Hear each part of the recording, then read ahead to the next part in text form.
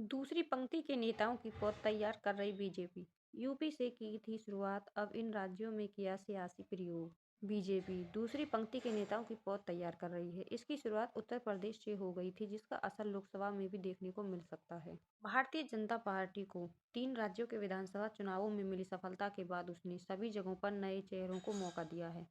बताया जा रहा है कि भाजपा ने इसके जरिए दूसरी पंक्ति के नेताओं को आगे लाने का सियासी प्रयोग किया है। इसके साथ भाजपा ने एक मजबूत प्रतीकात्मक आधार भी तैयार किया है और नई सोशल इंजीनियरिंग गढ़कर नया संदेश देने की कोशिश की है। सियासी जानकारों की माने तो छत्तीसगढ़, मध्य प्रदेश और राजस्थान में मुख्यमंत्री और उप मुख्यमंत्री के तौर पर आदिवासी, दलित, ब्राह्मण और राजपूत चेहरों को उतारकर भाजपा ने एक संदेश दिया। पार्टी ने इसके साथ ही तीनों राज्यों में नए नेतृत्व को लेकर भी एक नई पॉलिटिकल पिच तैयार कर सबको चौंका दिया। जानकार बताते हैं कि संघ और भाजपा आला कमान इन्हें इन फैसलों से के पीछे कई संदेश दिए हैं। पार्टी से बड़ा कोई नहीं है, मात्र संगठन आरएसएस अभी उतना ही ताकतवर है। वो जिसे चाहे फर्श से अर्श तक पहुंचा सकता है। लोकसभा चुनाव में दिख सकता है असर। आने वाले सालों में भाजपा की दूसरी और नई लीडरशिप तैयार हो गई है।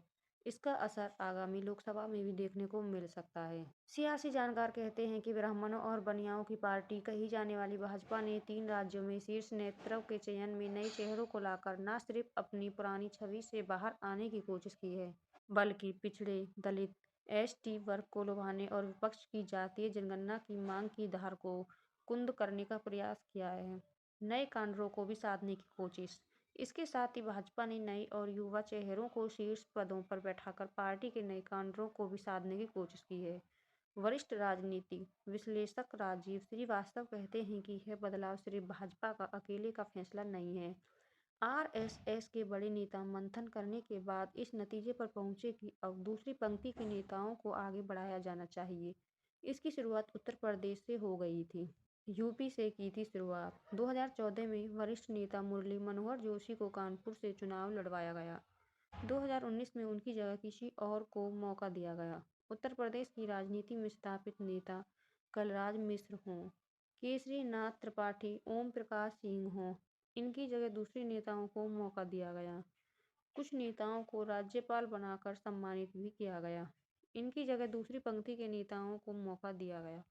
योगी, केशव मौर्य, दिनेश शर्मा, स्वतंत्र देव और ब्रजेश पाठक जैसे नेताएं 50 से 60 साल की उम्र वालों को आगे लाया जाए। फिर अन्य राज्यों में किया लागू। यह सफल प्रयोग हुआ। यह पायलट प्रोजेक्ट के तौर पर यूपी में लिया गया। इसके बाद इसे आगे बढ़ाते हुए अन्य राज्यों में लागू किया जा रहा है। भाजपा और संघ आज की नहीं, आगे की 10 सालों के बाद क्या होना है, इस पर काम करती है। उन्होंने कहा कि जब अटल की सरकार में भी संघ युवाओं को आगे लाने की बात करना था, जो अब जमीन पर लागू हो रहा है। यह सिर्फ भाजपा की नहीं, संघ की पूरी सोच है कि दूसरी पंक्ति के नेताओं को आगे बढ़ाया जाए। संघ और भाजपा आगे की 10-15 सालों की राजनीति पर फोकस कर रहे हैं। वरिष्ठ राजनीतिक विश्लेषक रतन मनी लाल कहते हैं कि दूसरी पंक्ति के नेताओं को आगे बढ़ाने में भाजपा ने यह प्रयोग बहुत पहले शुरू कर दिया था। हरियाणा में जहां चौटाला, फिर देवीलाल, भजन लाल या अन्य जाट गुर्जर नेताओं का बोलबाला हुआ करता था, वहां पर भाजपा ने अचानक मनोहर लाल खट्टर, पंजाबी खत्री को आगे लाकर सबको चौंका दिया था। उत्तराखंड में भगत सिंह, केसरी, खंडूरी रावत और निशंक जैसे नेताओं को हटाकर छात्र राजनीति से आए पुष्कर सिंह धामी को अवसर दिया।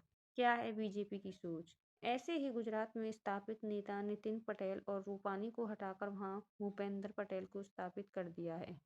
यह लंबे समय की राजनीति के संकेत हैं। यह संघ की सोच और मोदी शाह की सहमति के बाद उठाया गया कदम है। इस प्रयोग का सबसे बड़ा लाभ यह है कि स्थापित छत्रपों के महत्व को कम किया और नए व्यक्ति को भी मौका मिला। संघ और भाजपा की रणनीति के अनुसार ये लोग नए लोगों को मौका देंगे, किसी को छत्रप बनने का मौका नहीं देंगे। भाजपा के प्रदेश प्रवक्ता आनंद दुबे ने कहा कि भाजपा एक काडर बेस पार्टी है। यहाँ पर हर छोटे बड़े कार्यकर्ता को अवसर मिलता है। पार्टी की असल पूंजी कार्यकर्ता होती है। इसके भाजपा हमेशा ख्याल रखती है। युवा जोश और अनुभव के मिश्रण का कैसे इस्तेमाल हो, यह पार्टी को पता है। भाजपा ज़्यादा से ज़्यादा कार्यकर्ताओं को अवसर देने में सबसे आगे है।